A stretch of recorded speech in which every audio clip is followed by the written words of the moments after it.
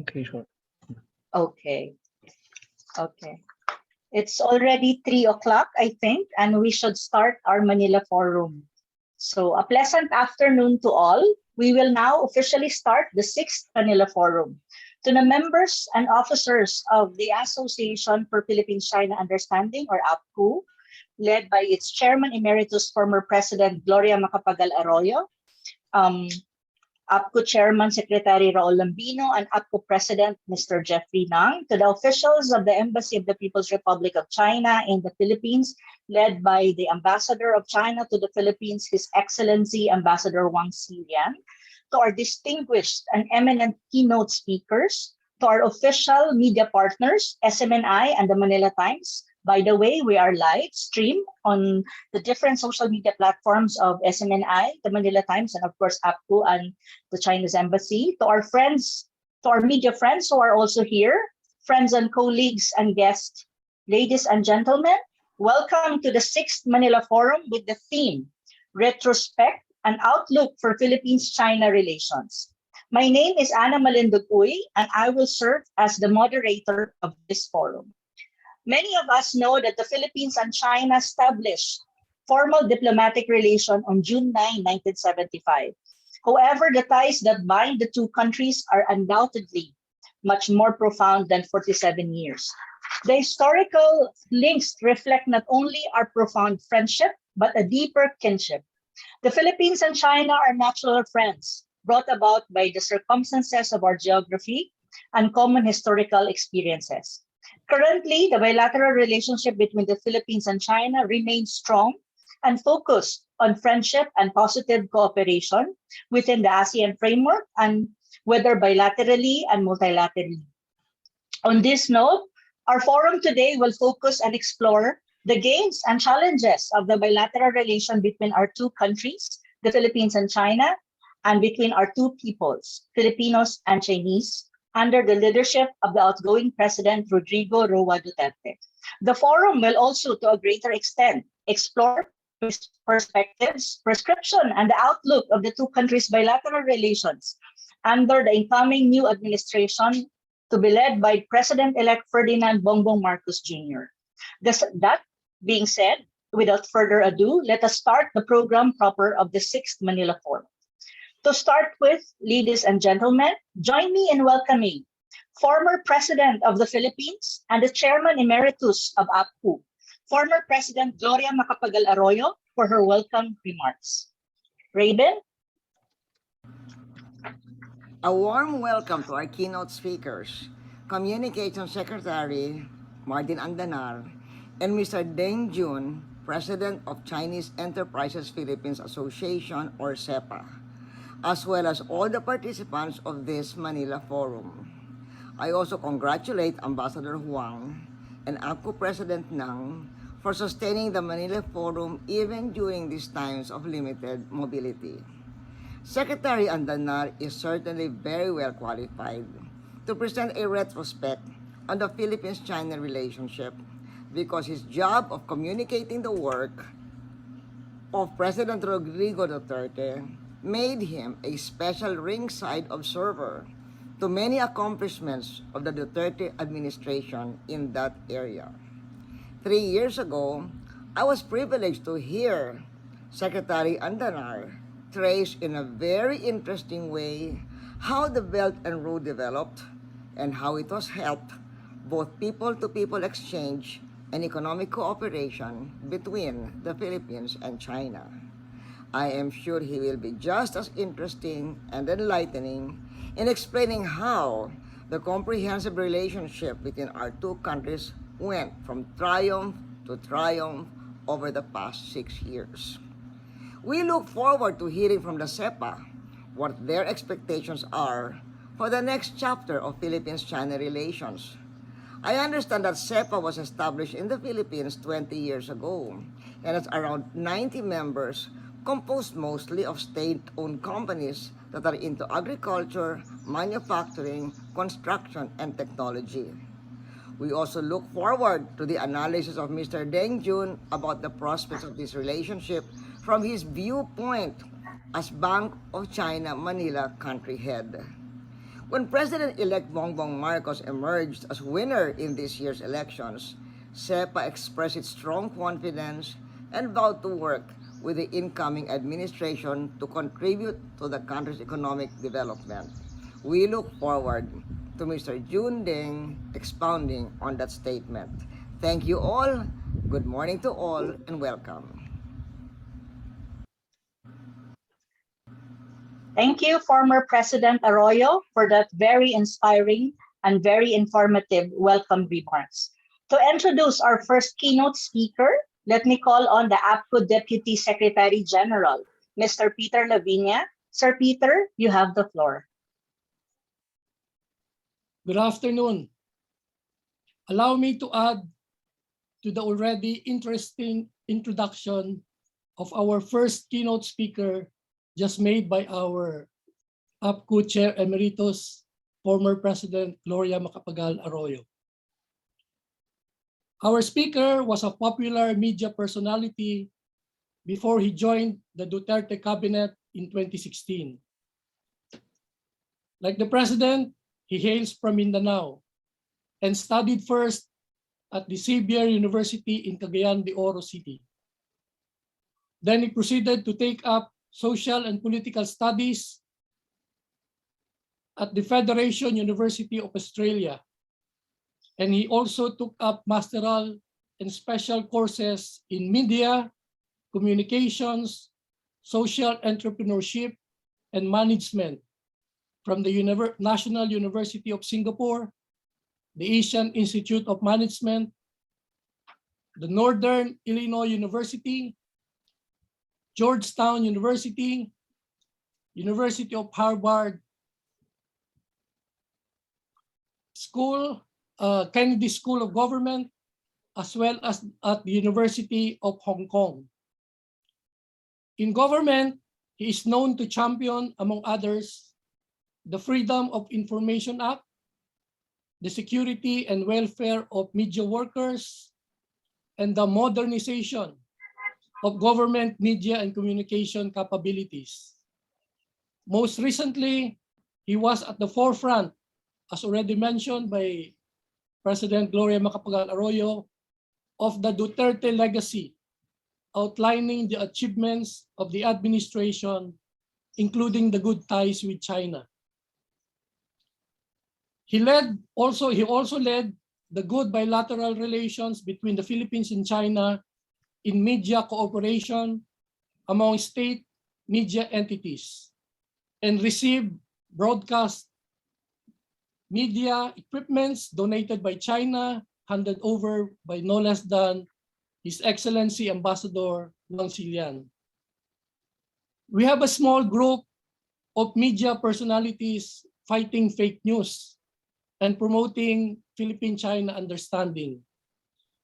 We call this group as the Asian Media Circle. The former director, Joaquin C. and myself represented APCO in that group, along with George C. and Austin Ong of the Integrated Development Studies Institute, Kamentong Herman Q. Laurel, and Kaado Paglinawan of the BRICS Philippines Study Center, and the Pandesal Forum host, Wilson Leaf Roles. Take note that the last three are all our recipients of the APCO Awards. All these, our guest speaker supported, and in fact, he attended some of our meetings. This morning, his daughter, Alexa, also joined us at the Huawei headquarters at BGC, listening to the presentation about Huawei's 20th anniversary in the Philippines. All this will show truly that our speaker is not just a guest in our forum, but we consider him as one of us.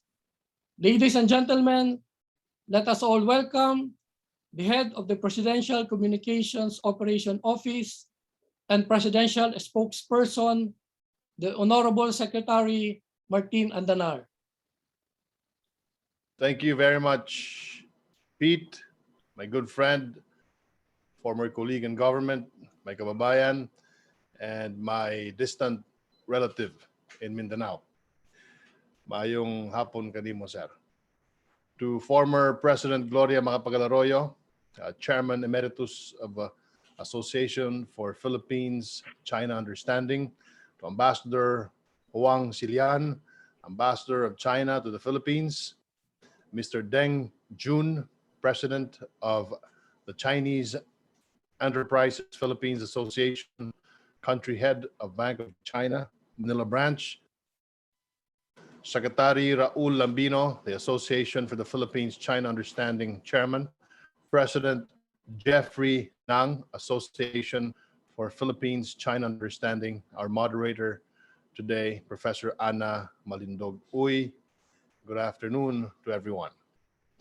We are entering a new phase in bilateral relations where the years of cooperation between our country and China have achieved successful endeavors and opened immense possibilities for further growth, and the official and uniquely personal dialogues of President Xi Jinping and President Rodrigo Roa Duterte, including our president's visit to the mainland, created another avenue for interaction called the Comprehensive Strategic Cooperation or Cooperative Relationship of our two countries. This is a major landmark for our country. China today is our largest trading partner. The growth indicators from this threshold show a high-level increase in trade in the imports of Philippine goods, synchronized customs procedures, public and private exchanges in commerce, direct investments for infrastructure such as highways, bridges, a sports complex, and market in Marawi City, including the impacting of the industrial supply chains, plus the sustained supply of vaccines and anti-epidemic health programs.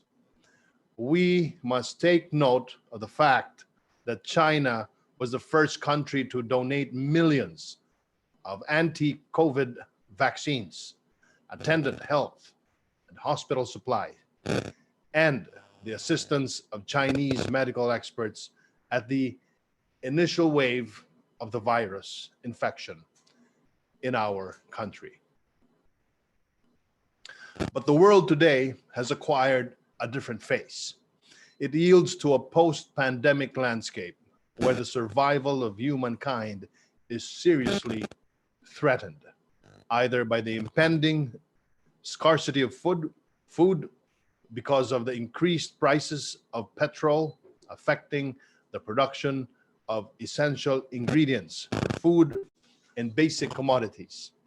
This disturbance is the regular flow of international business, is a consequence caused by sanctions imposed on countries where there is conflict and where there are military confrontations in land and water borders.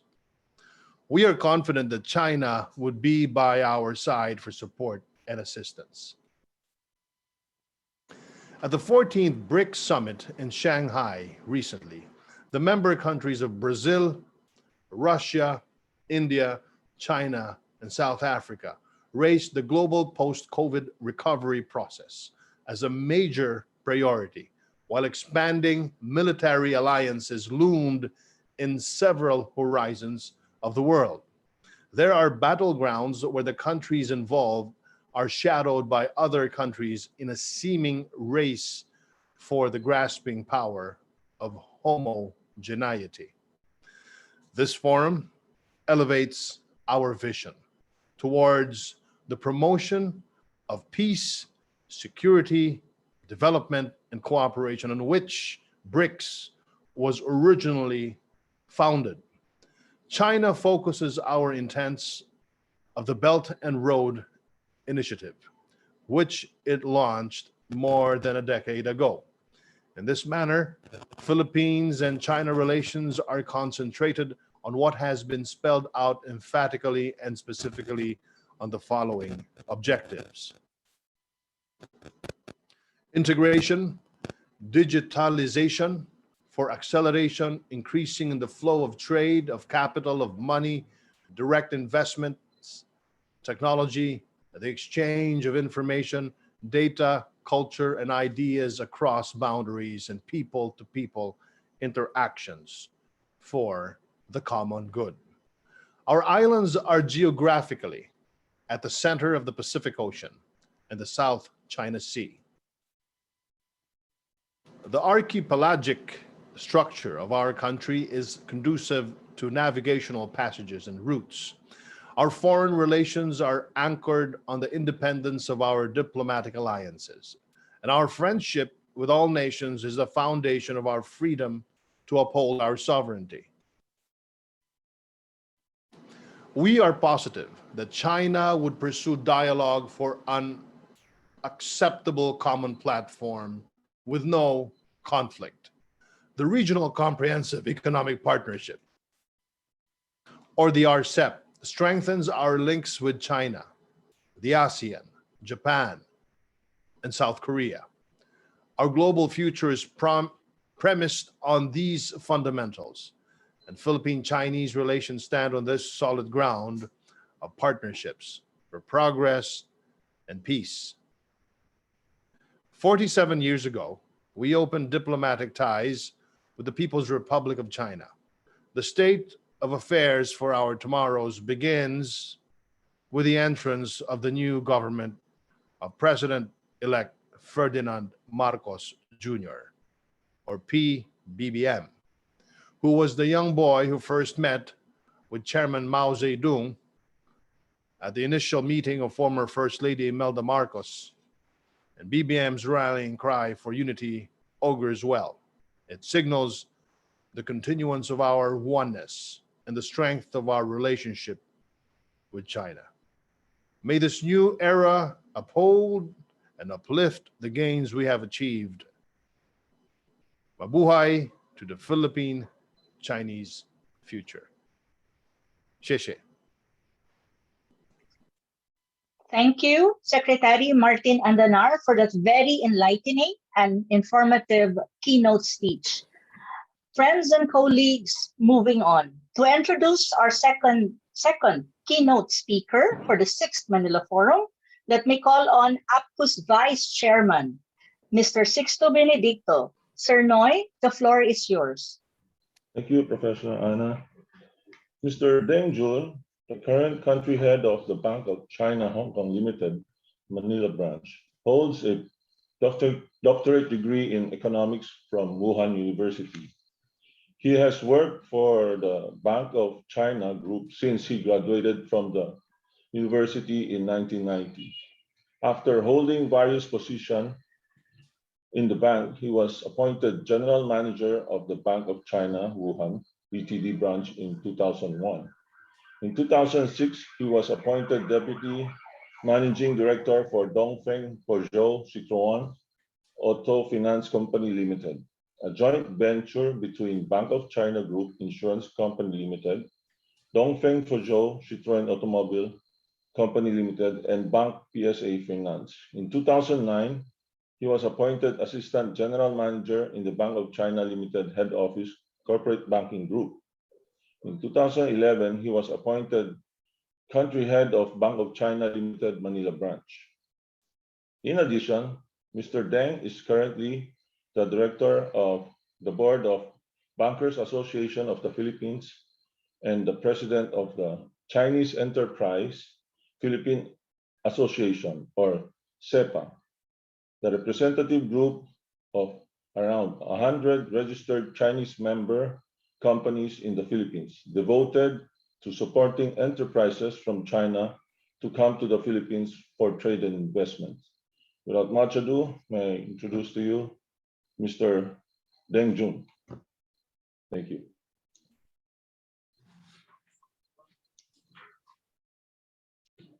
Her Excellency, former President Gloria Macapagal Arroyo, His Excellency Ambassador of China to the Philippines, Huang Xilian, Honorable Secretary Martin Andanar, distinguished guests, ladies and gentlemen, good afternoon.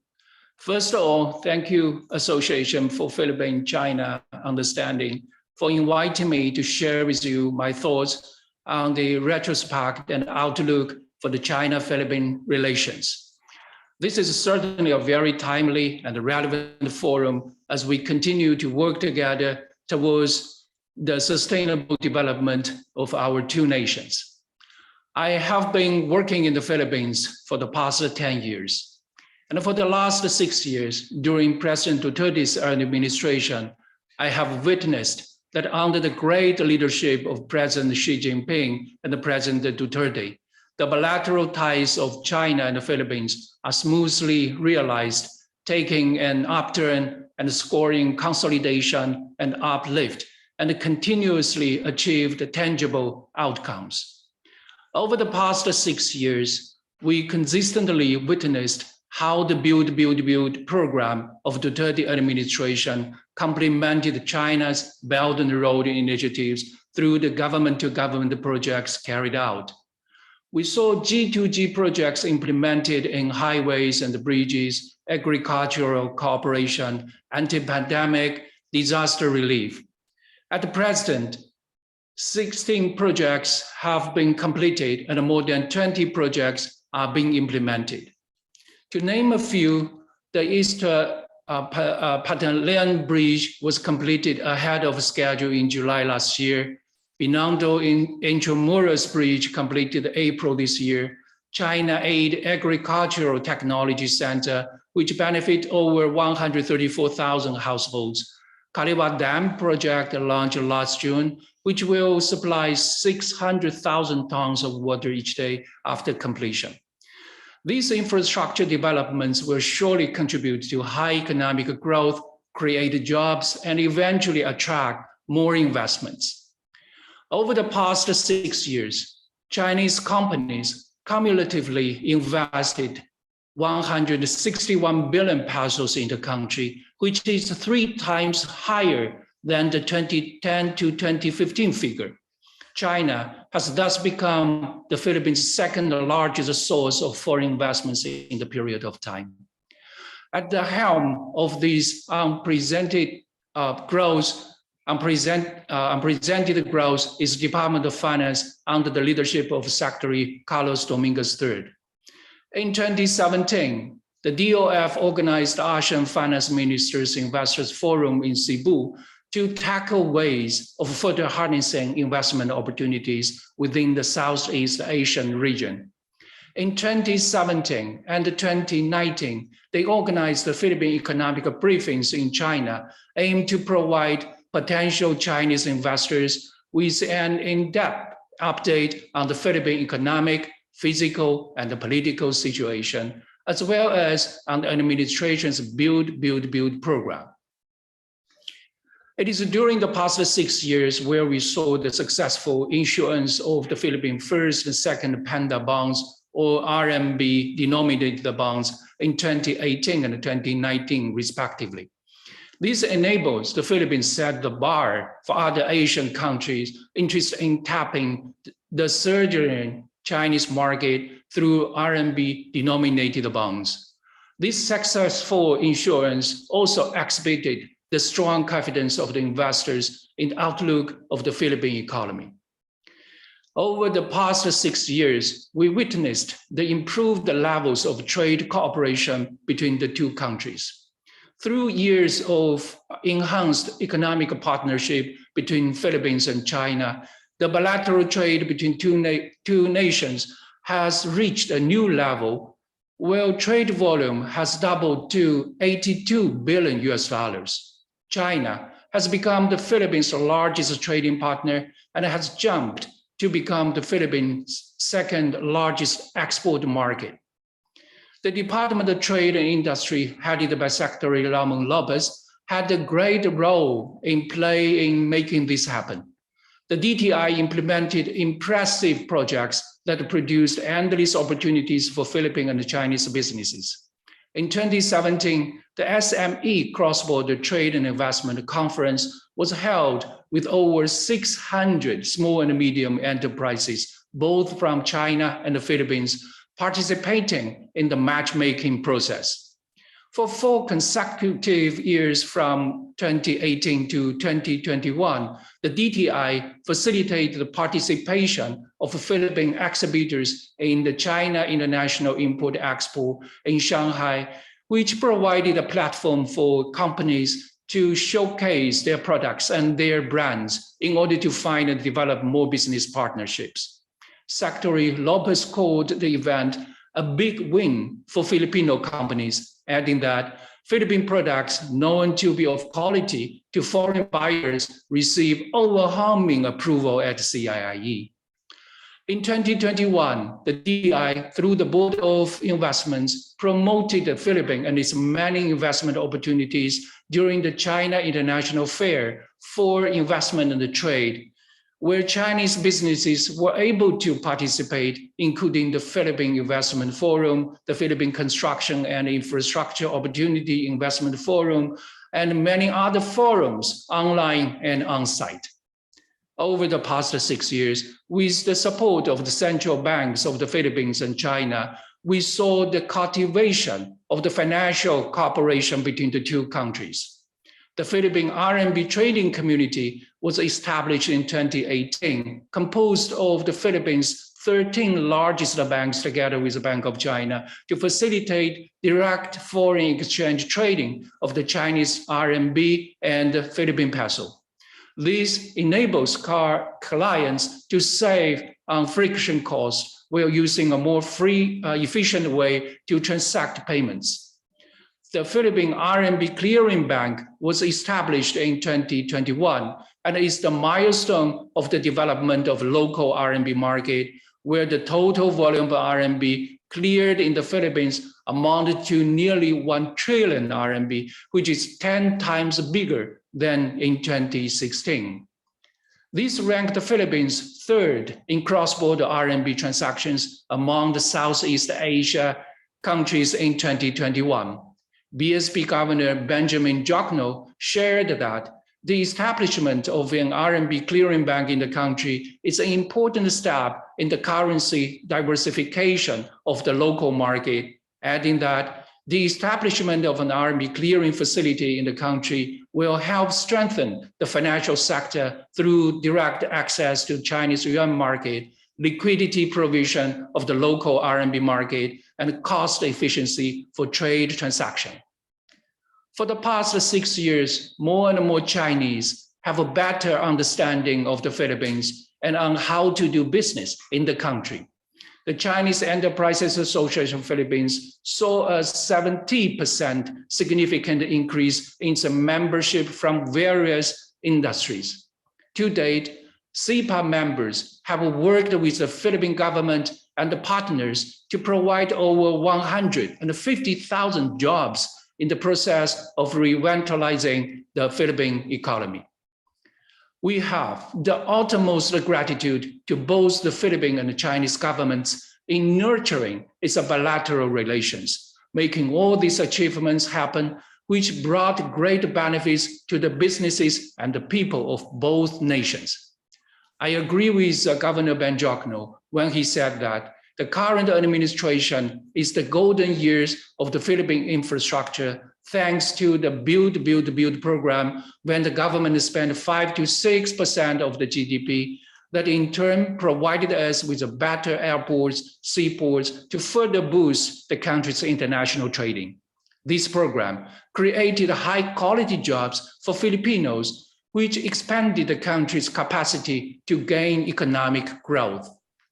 Facing the future, the bilateral ties will grow even closer, according to the President-elect Ferdinand Marcos Jr. Bilateral ties shall be strengthened and more opportunities will be created in the areas of infrastructure, including digital infrastructure, agriculture, telecoms, renewable energy, trade, logistics, manufacturing, financial sector, among others. I was very pleased to learn about President-elect Marcos' stance on the importance of agriculture. The Chinese government has always placed high priority on the development of agriculture. Since the late 70s, China has carried out a policy on reform and opening up to quicken the pace of agriculture reform and the development. In opening agriculture to the rest of the world, China has increasingly closer links with other countries in this field, built up agricultural exchange and cooperation relations, and has been actively aiding other developing countries in support of local agricultural development. Just this year, the Philippines reaped the benefits of its agricultural collaboration with China by the Philippine Sino Center for Agricultural Technology through the inauguration of new breeding laboratories to increase food supply in the country. Thanks to this initiative, the country will be able to increase its rice production through the hybrid rice technology introduced from China. We are very much eager to act as a bridge in contributing to collaborative projects in bringing agriculture technologies from China. In light of the Regional Comprehensive Economic Partnership Agreement, or RCEP, according to the 2021 study on the impact of the RCEP on the Philippine economy by Dr. Cesar Correnton, by 2031, poverty incidence will decrease by 3.62%, and the real GDP will increase by 1.93%, because the RCEP offers cheaper cost, convenience, competitiveness, and complementation. We are expecting that the incoming administration will approve this important agreement, which is not only to enhance economic recovery beyond the COVID-19 pandemic, to promote the trade and investment between China and the Philippines, but also to make the country an ideal manufacturing, research and development hub, as the country owns strategic location, dynamic workforce, stable legal regime on intellectual property, strategic trade management and competition laws. In the areas of capital markets, we at the Bank of China are committed to playing an active role in its development.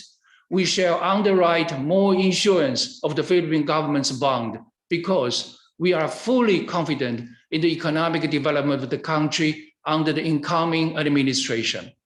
With the support of the Chinese and the Philippine regulators, we would like to work closely with partners in the financial sectors of both countries, endeavor to build the settlement infrastructure necessary to support the connections of stock markets of the Philippines and China that aims to enable Chinese companies to raise the capital for their operations in the Philippines and vice versa.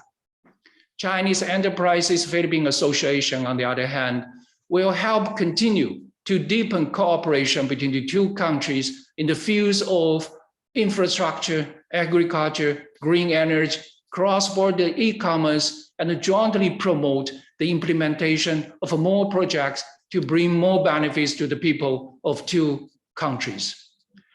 It is important to remember that our two nations are no strangers to friendship and cooperation. In fact, China and the Philippines have shared a long history of cooperation and exchange. Our maritime trade relations extend over 1,000 years, and today China is one of the Philippines' biggest foreign trade partners and investors.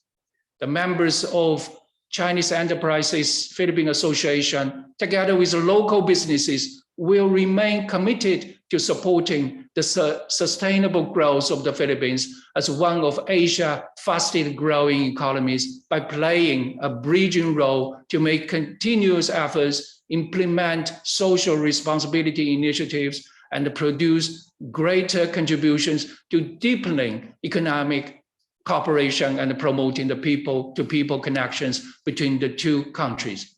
We hope that the incoming administration will remain the stability and the continuity of its economic and the trade policies towards China and create a more favorable environment for Chinese companies to invest in the Philippines.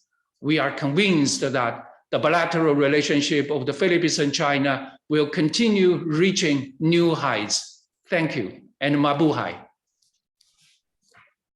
Thank you, Mr. Jun, for that equally illuminating and very extensive keynote speech. Now, ladies and gentlemen, we move on to the another exciting part of our program, and that's the open forum. So basically, this is the question and answer. So I have collected some questions, and the first question is addressed to Secretary Andanar. Sir, how will you assess the Philippine-China bilateral relations and friendship during the 6-year term of President Rodrigo Roa Duterte? What are the successes and what are the areas that need further improvements? Secretary Andanar? Thank you for the question, Anna. The President, as our country's chief foreign policy architect, has strengthened and has deepened relations with the People's Republic of China. We are once again grateful to China, our friend for more than 1,000 years, for helping us through these challenging and tough times. With the vaccines China has donated, we were able to start our healing and economic recovery as a people and nation during the beginning of the pandemic. Thank you. Thank you, sir. The next question is actually addressed to Mr. Deng Jun.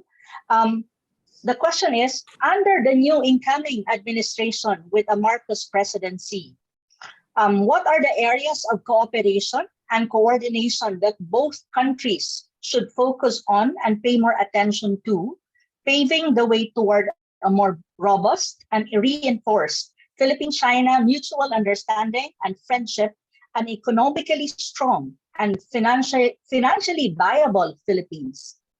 Sir? Thank you, Anna, for the question.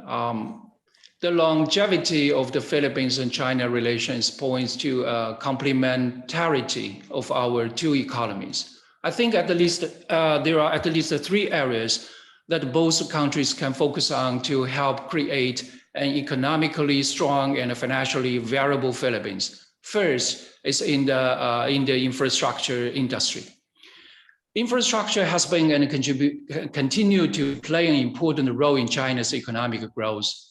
Given its success, many Chinese companies in this sector are known to have the best practices and excellent standards recognized globally. Inviting these Chinese companies can help the Philippines create proper urban planning or roadmap to support other industries in the long run. CEPA members, in particular, which are in the infrastructure sector, have been proven to efficiently develop and implement projects that have been beneficial to many areas and communities in the country. The next promising area is the agriculture sector, which is a high priority of the incoming Marcos administration. The Chinese government likewise gives a very high importance in this industry. The Chinese government also give incentives to the players in this sector, which encourage the growth and development of Chinese agriculture. In the Philippines, the private sector may be invited to participate in agricultural development, and sound government policies may be created leaning towards the farmers. I would like to share a story with you. Several days ago, actually the day before yesterday, I met with a Chinese client who saw a very promising business investment in the durian farm in Davao. The durians he saw were pure organic, very delicious, as good as even better than other countries. These are all growing naturally without too much intervention from the farmers.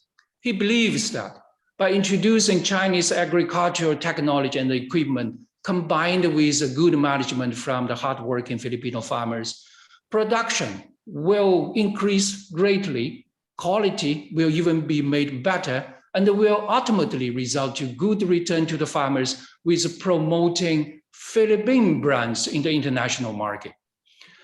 The client is planning to stay in the country for 3 more months, visit more farms, and will plan to make the joint venture with Filipino partners. He asked me one question: are there any government incentives I can avail of here? I think similar to the Creative Act passed into law by the government as a relief to the domestic and the foreign corporations doing the business in the Philippines, other policies may be created favoring business in the agriculture sector. The third one, the area, is in digital technology. China is known to be one of the world's technology leaders in the 21st century. By introducing China's best digital infrastructure to the Philippines, government activities such as online platforms in education or tax collection may be improved. Thank you. Thank you, sir, for that very extensive answer. The next question is addressed again to Secretary Andanar, sir. This is the question. Under the incoming new administration with President-elect Ferdinand Bongbong Marcos Jr. at the helm, what are the areas or avenues or fields by which the comprehensive strategic partnership between the two countries can be exhibited and made more evident in the context of pandemic response and post-pandemic recovery, investments from China, and socio-economic development of the Philippines? Sir? As they say, it is better not to reinvent the wheel if the wheel is turning. And in our case, and the People's Republic of China is turning very fast forward. But then again, this question can be best answered by the incoming administration. So I would defer to the Marcos administration to answer that question. Thank you. Thank you, sir. Okay, I think the next question is again addressed to our Mr. June. Sir, the question is all about RCEP. The Regional Comprehensive Economic Partnership, or RCEP, is promising as the claims, as per claims, and can be economically revolutionary for the Asia-Pacific region. How relevant is RCEP in the post-pandemic world? How important it is for the Philippines to be part of RCEP, especially in economics, trade, and investments? Sir June? Thank you, Anna, for the question. RCEP will have the role of an overarching and effective economic and trade mechanism for global economic recovery in the post-pandemic world. It is expected to establish rules and disciplines in doing business and trade in a bigger free trade area. Given the development potential of all 50 members of RCEP and the more streamlined trade arrangements, the region is expected to have a greater economic impact in the world, as it will give member countries a great amount of growth opportunities, which will ultimately produce positive gains. Being part of the RCEP is important for a promising nation like the Philippines, for this will help make the country an ideal manufacturing, research, and development hub, as the country owns a strategic location, dynamic workforce, and also strategic trade management, etc.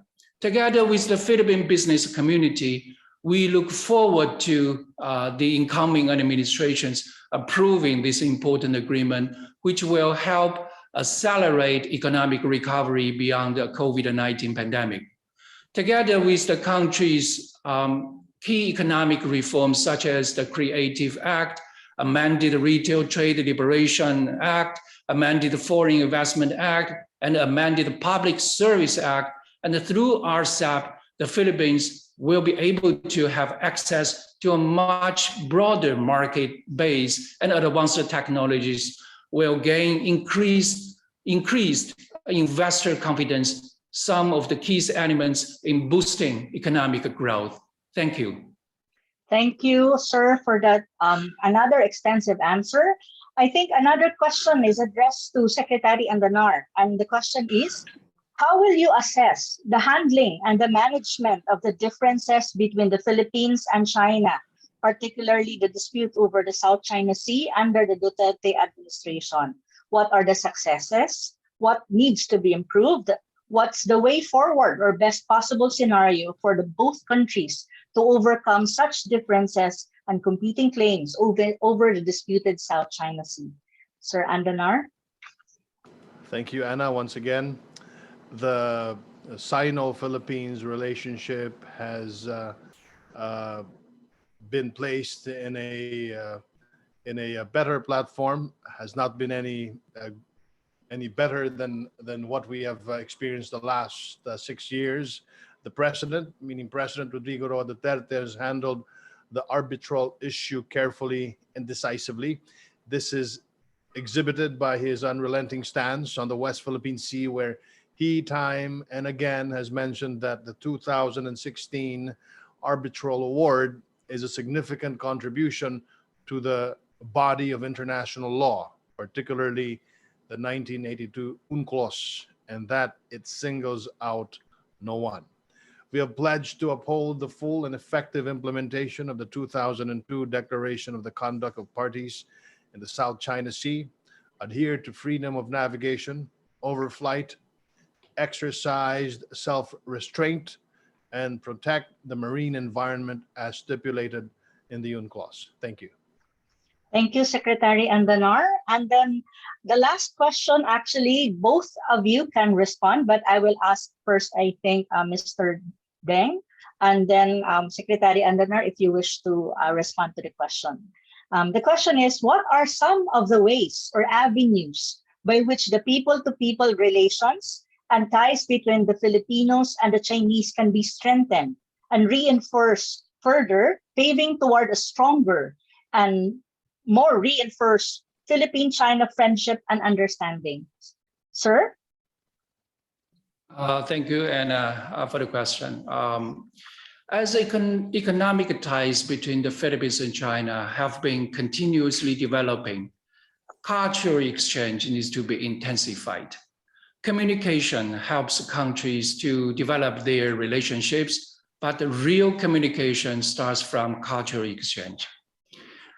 One of our important milestones of a Bank of China is to further boost the Philippine-China relations is our cultural arts and exchange program entitled In Harmony with Nature, which we brought together 5 Filipino and 5 Chinese artists to participate in a brief residency in historically and culturally significant locations where they can better understand each other's great cultures.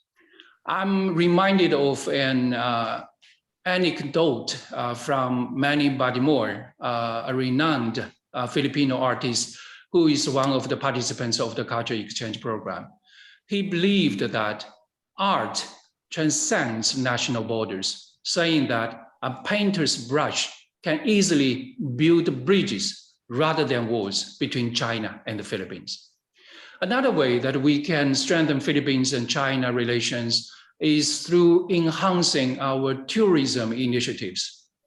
Simply put, we need to encourage the Chinese people to visit the Philippines and the Filipino people to visit China, experience each other's environment, interact with the locals, and have a better understanding of each other's conditions and circumstances. Tourism builds bridges between seemingly different countries and enable us to discover the many similarities that we have. Lastly, I believe education is an area where we can continue building a solid friendship between the Philippines and China. We can help our young generation learn about the fruitful and remarkable relationship between our two countries, which started over 1,000 years ago through books and other learning materials. Both our governments may offer scholarship programs to help Filipino and Chinese students take advantage of many educational opportunities available in our countries.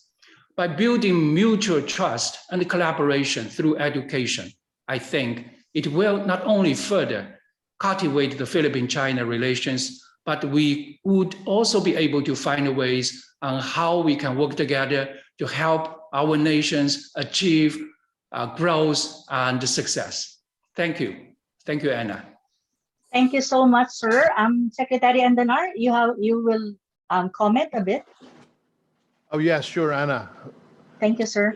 You know, aside from the territorial disputes which have been highlighted for years in the Sino and the Philippines relations, especially in the media. It should be mentioned that bilateral trade is stable and robust between the two countries.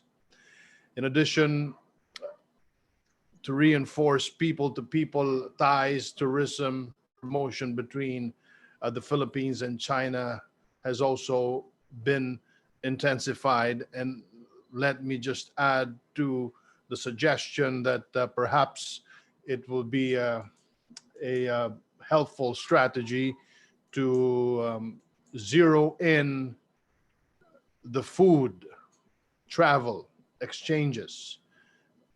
Filipinos are fond with the Chinese cuisine, and it will be an opportunity for our chefs, for our cooks to be able to go to China to learn how to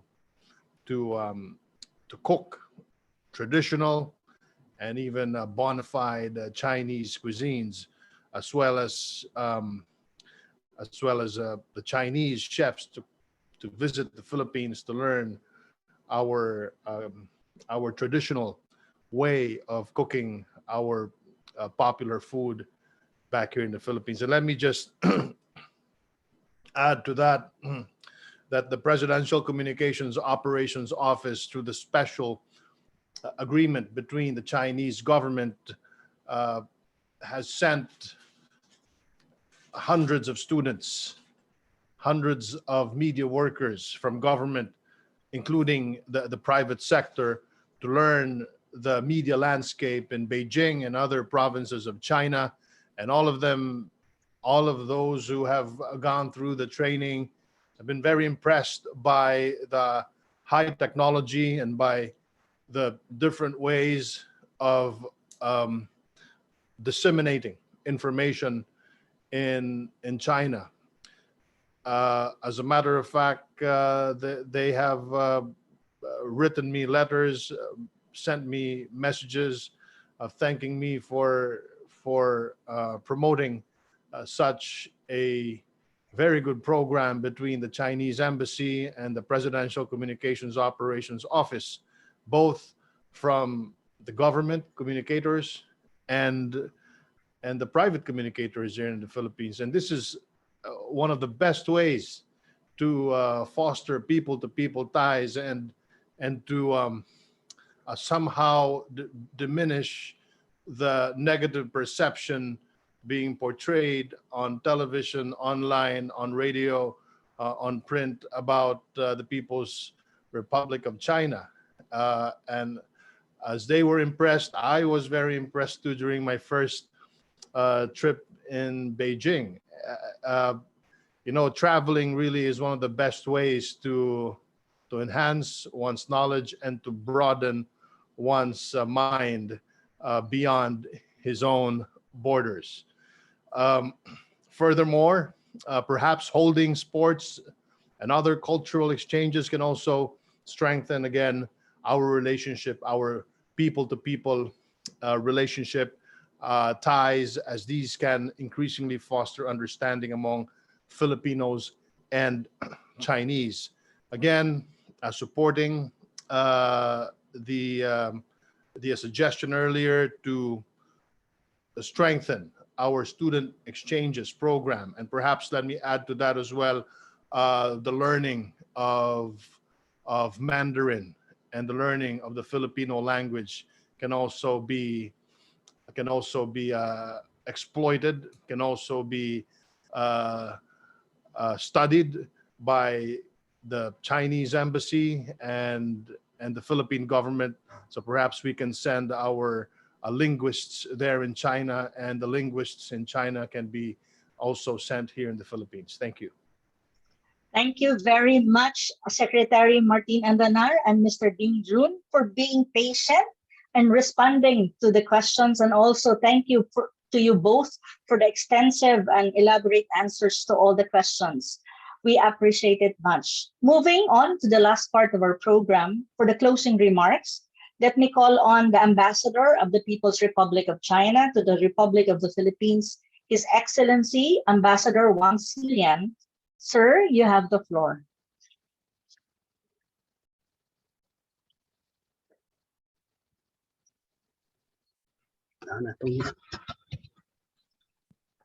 Yes, sir.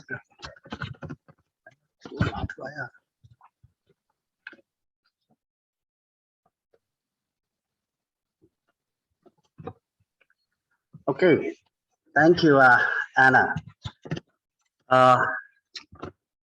Your Excellency, former President Gloria Macapagal Arroyo, Your Honorable Secretary Martin Andanar, Honorable my good friend Deng Jun, Honorable Jeffrey Nunn, distinguished guests and friends from media, ladies and gentlemen, good afternoon. I'm delighted to meet all of you online at the 6th Manila Forum for Philippines-China relations with the theme Retrospect and Outlook for China-Philippines relations. Thank you, Your Excellency, former President Gloria Macapagal Arroyo, Secretary Martin Andanar, and my colleague Mr. Jin for your wonderful speeches, and also the very short provocative Q&A. The year 2022 is a special year for the Philippines. The Filipino people elected their national leaders in a successful general election. I would like to take this opportunity to congratulate all Filipino people, and I believe that under the leadership of the new administration, the Philippines will usher in a better future. This year is also special for China-Philippines relations. Several days ago, we celebrated the 47th anniversary of our diplomatic relations and the 21st China-Philippines Friendship Day. A famous Philippine saying goes, one cannot go far if he doesn't know where he came from. The timing and the theme of today's forum cannot be more relevant in this regard. I'm much inspired by your discussions just now, and I'm happy to share with you a few thoughts on China-Philippine relations. First, win-win cooperation is the key to our friendship.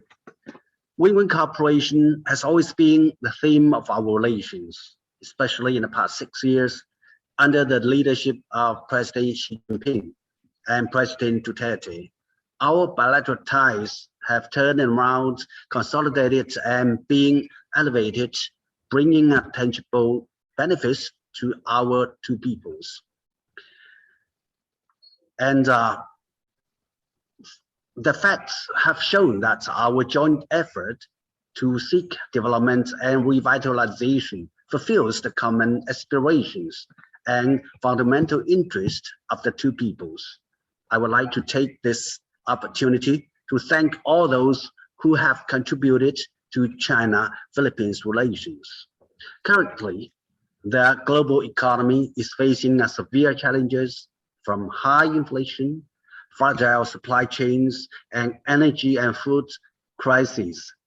The livelihood and economic recovery of the Philippines demands a stronger booster. President-elect Bongbong Marcos Jr. has pointed out, quote, our strongest partner has always been our close neighbor and good friend, the People's Republic of China, unquote.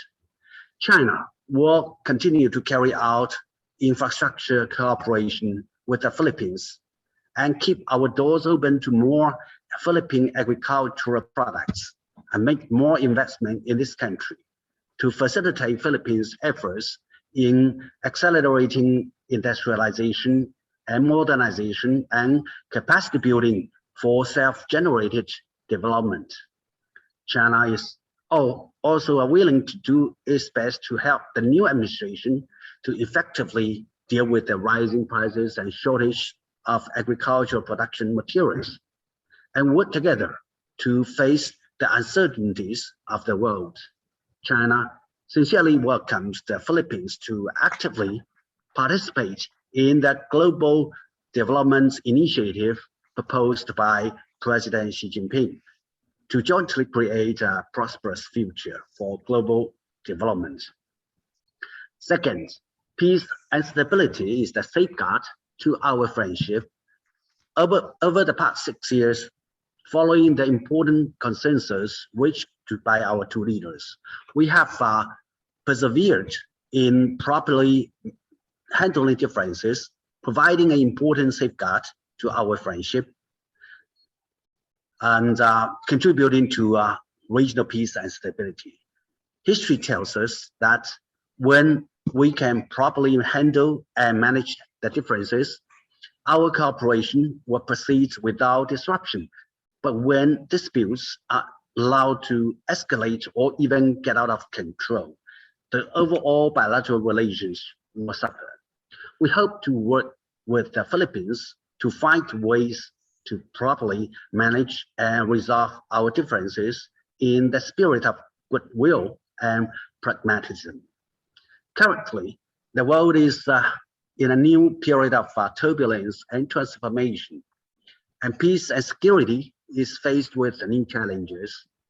The development of our two countries is rooted in a good neighborliness and friendly surroundings, and also in an Asian family featuring win-win cooperation.